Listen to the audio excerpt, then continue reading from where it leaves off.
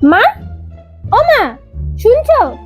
আরে আমাদের ব্যাচের ওই শম্পা, যে পড়াশোনায় গোল্লা পেতো, ও নাকি বিয়ে করছে।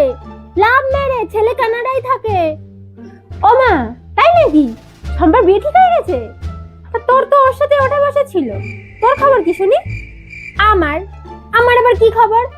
আমি তো এখন ক্যারিয়ার নিয়ে ভাবছি মা, জীবনটাকে এক্সপ্লোর করছি।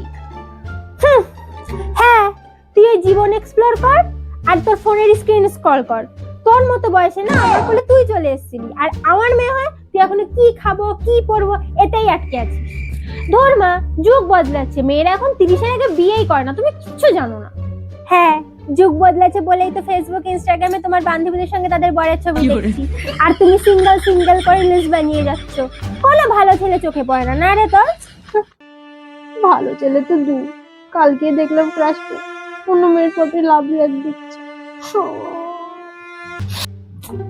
মা, সম্পর্ক কানাডায় থেকে তো কি হয়েছে, কানাডায় বড্ড ঠান্ডা, আমিও তো ঠান্ডায় থাকতে পারবো না, আমি তো তোমার কাছেই ভালো আছি।